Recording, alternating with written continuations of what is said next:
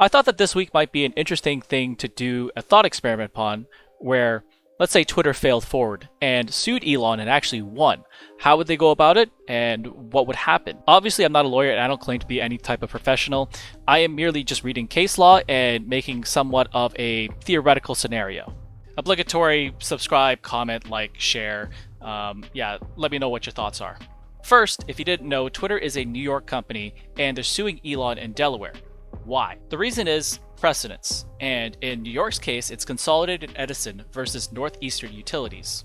In this case, they allege that essentially the shareholders, who are the third party, would be essentially hurt beyond recovery to the point where, basically if this deal didn't go through, they wouldn't be able to operate again and so forth, and the shareholders would be most affected and stuff like that.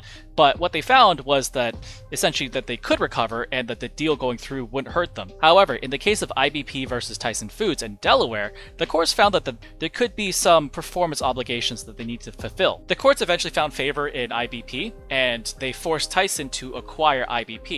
But one very interesting thing I will read to you.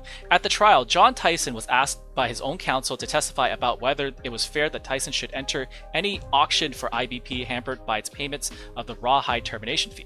This testimony indicates that Tyson Foods is still interested in purchasing IBP, but wants to get its original price back and then buy IBP off the day-old goods table. I consider John Tyson's testimony an admission of feasibility of specific performance. I feel that this part is key because if I was a Twitter lawyer, the way I would play this as an alley-oop is I would bring the IBP versus Tyson first as precedence. Then I would bring in Elon Musk's tweet July 8th. Elon submitted a letter saying that he wanted to terminate the Twitter deal.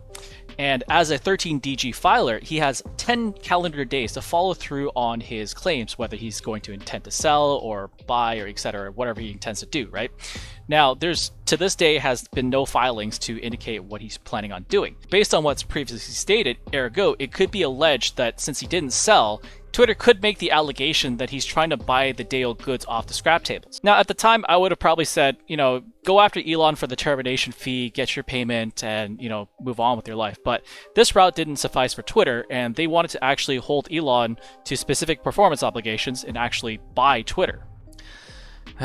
Okay, so here's where, if I'm understanding this correctly, the problem lays.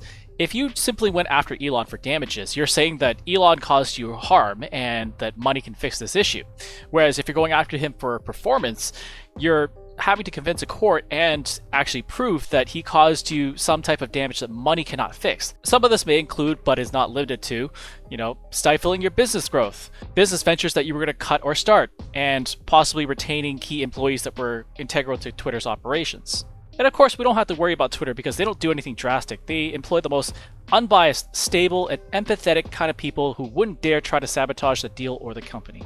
There is one extra caveat to this to where, in cases like this, the only people that actually win are the lawyers, and that is the case with Hexion Specialty Chemicals versus Huntsman Corp. What makes this case interesting is that Hexion knowingly and intentionally violated the merger agreement. They now have to pay damages, which can become uncapped, so they can be sued for like $100 million on top of that. But on top of all this, they also have performance clauses, which essentially means that they have to do the merger. But here's where it gets a little tricky. The banks who were financing this deal, they ended up pulling out. And their reasoning was that they felt the company would become insolvent post-deal. And Huntsman tried to sue, I believe, twice to force the banks to follow through on their financing. They were unsuccessful. And eventually, Huntsman had to find alternative financing, which they finally did, but they ended up settling with Hexion. And unfortunately, they did win, but it came at a great financial cost. Great if you're the lawyer, but terrible if you're the company. Finally, I'll leave you with this. Even with the precedents, I'm curious on what route Twitter will take. Based on this and what has happened, I find it very hard for Twitter to get performance-specific remedies, but for the sake of argument, let's say that they did win. They're doing the deal with X Holdings, which is a subsidiary of, Elon Musk, the parent company. Elon could essentially bankrupt X Holdings without his parent company being affected, and obviously Twitter would have to launch a new suit directly against Elon for performance related to financing, and the circus starts again, and the only people that win in this scenario are the lawyers.